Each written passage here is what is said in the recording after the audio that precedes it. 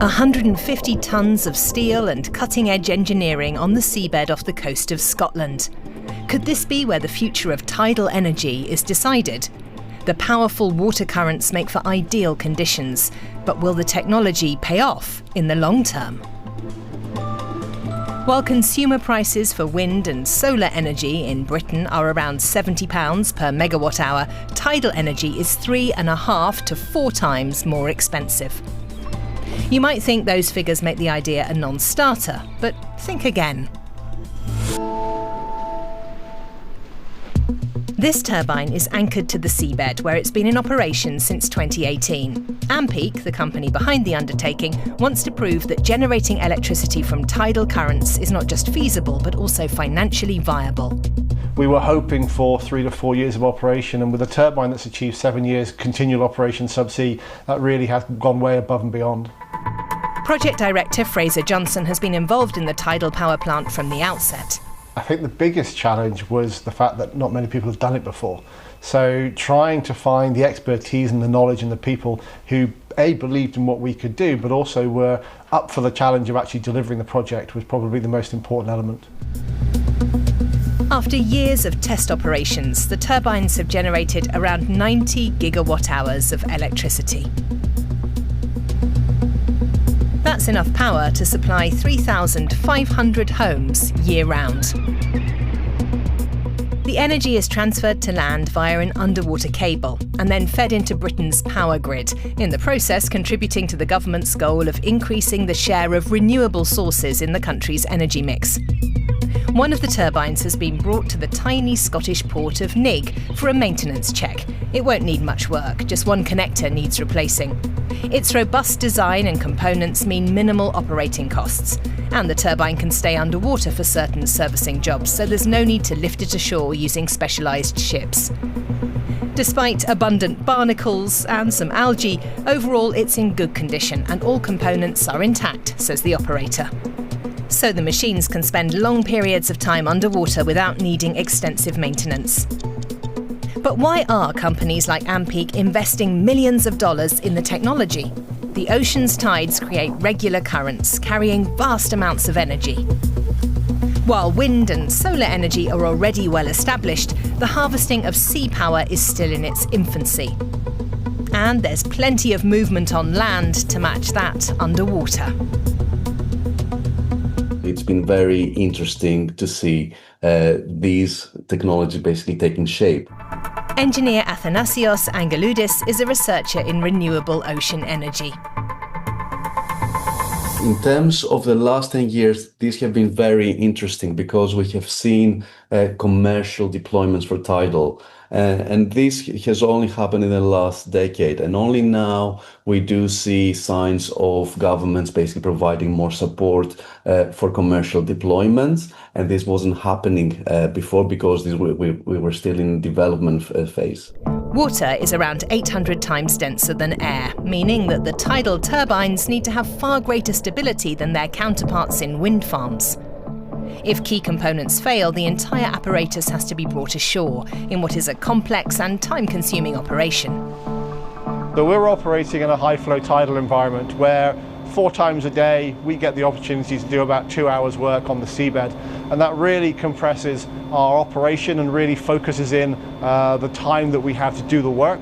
So not only do we have the weather to play with, we also have that tidal cycle where we really have to focus on our activities. So how does that tidal cycle work? The moon's gravitational pull is particularly strong on the oceans, which, comprising water and being more mobile than solid land, bulge slightly towards the moon.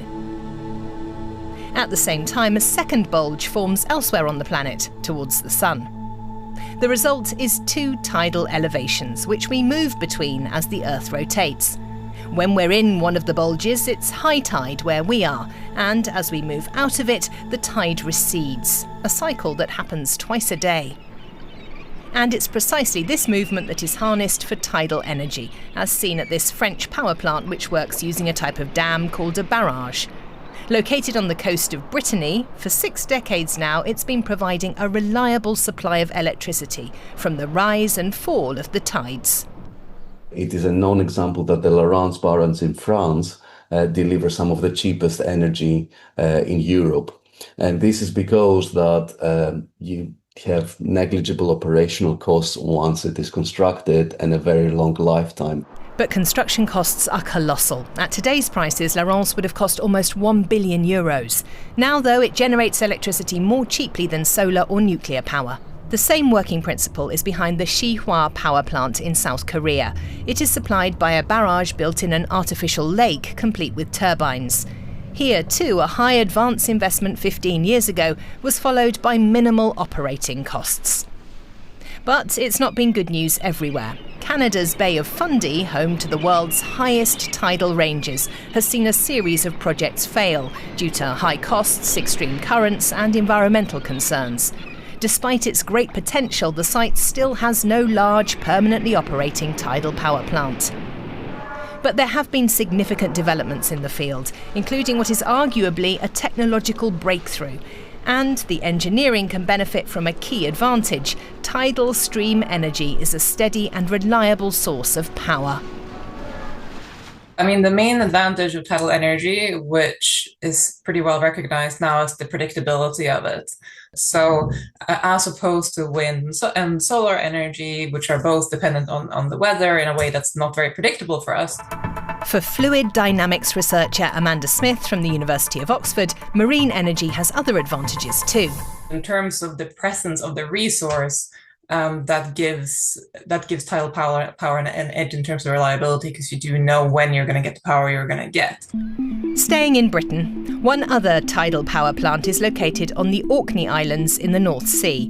It's moored securely to the seabed, with this footage showing how strong the tidal currents are. O2, as it's called, was developed by Orbital Marine Power and has the same objective as Ampeak, but with a different technical principle behind it.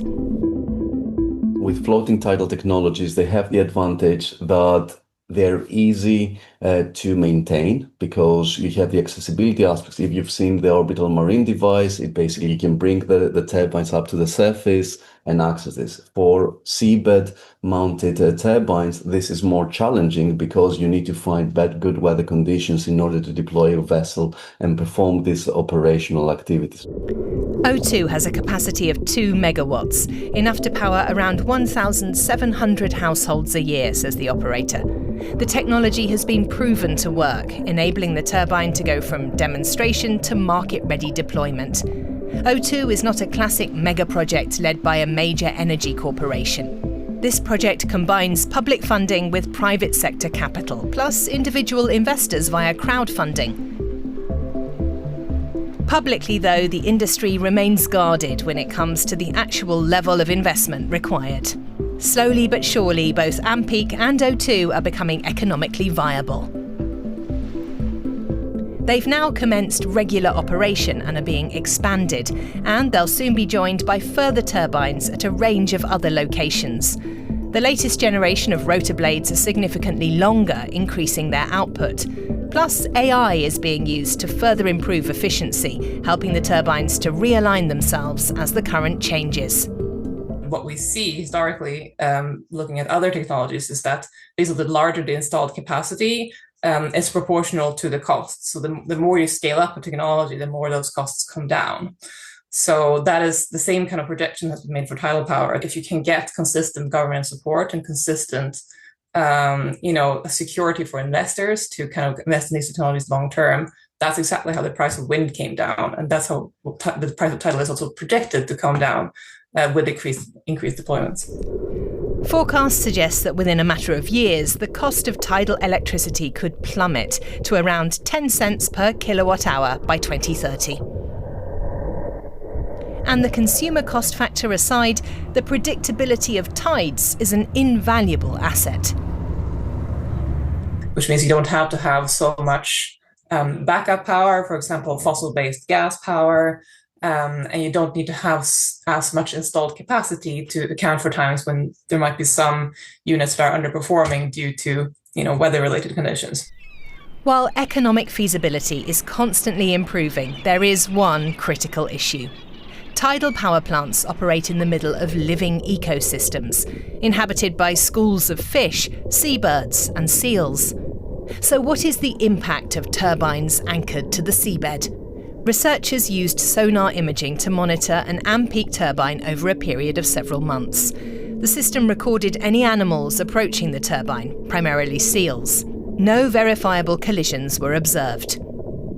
The seals faced three options: swim through the rotating blades, find a way around the turbine, or turn around.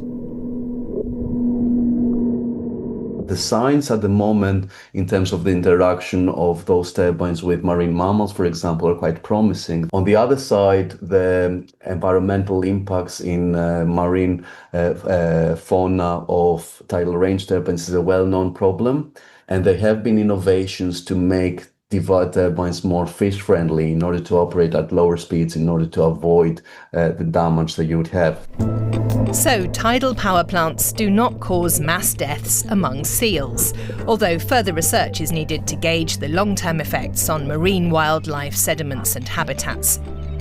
In Europe, tidal power is poised to grow thanks to a number of countries pushing to significantly increase their share of renewables.